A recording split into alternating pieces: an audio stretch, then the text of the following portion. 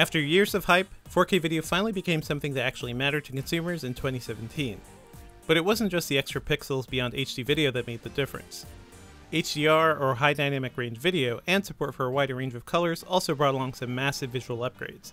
HDR lets you see both brighter and darker elements in an image, so shots of the sun or huge explosions end up looking almost as vibrant as they do in real life. On high-end TVs, the brightness can sometimes make you squint your eyes. And while being able to see darker images might not sound very exciting, it's a big help for things like Daredevil's nighttime fight scenes.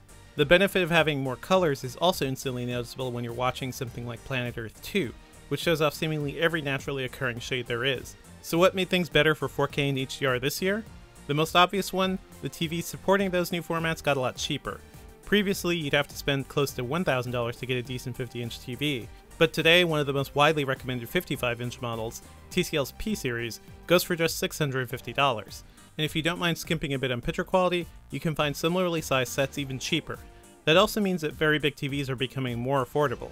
Vizio's mid-range M-Series starts at $1,000 for the 65-inch model, and you could go all the way up to 75 inches for $2,000. That's the sort of TV you could only dream of before, not something an average consumer would buy. And even if you're not just trying to stuff the biggest screen possible into your home, previously high-end technology like OLED is also becoming more affordable.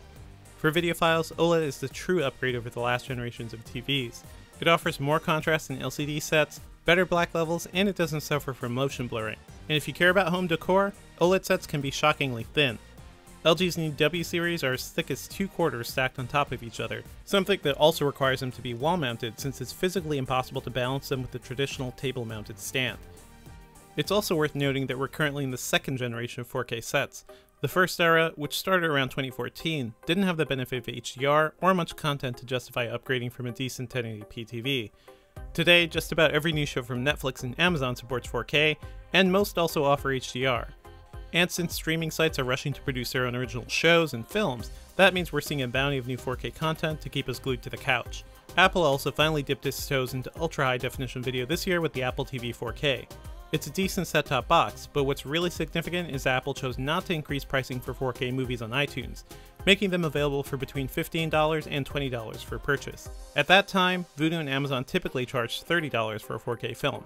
It wasn't too long before the competitors fell in line with Apple, even when it came to lowering rental pricing. So if you ever find a good deal on a 4K movie to stream, you've got Apple to thank, no matter which service you're using. Apple still has one big feature advantage though. It'll automatically upgrade any iTunes movie purchases to 4K, assuming they support the new format. For now, that includes most recent big budget releases, but we're starting to see older films get bumped to 4K as well. So why does any of this matter? Basically, we now have the ability to watch movies at home at the same quality they're projected in theaters. In fact, most cinemas don't even support HDR yet, so in some respects you're getting a better image in your living room. Of course, if you're streaming 4K, you still have to deal with the occasional artifacts and other blemishes. But if you jump aboard the 4K Blu-ray bandwagon, you'll be able to see films at their most pristine. Just be ready to buy a new player or an Xbox One X or One S to view those discs. And of course, with the rise of streaming video, the days of physical media already seem numbered. Looking ahead, the 4K format likely won't change much over the next few years, but the world of HDR is still in flux. Dolby Vision and HDR10 are the two competing formats, and they're both getting steady improvements. Specifically, there's the HDR10 Plus upgrade coming that'll implement some features found in Dolby Vision. Don't let that stop you from replacing your aging HD TV though. While 4K and HDR has seemed like a tough sell for a while, it's finally safe to upgrade.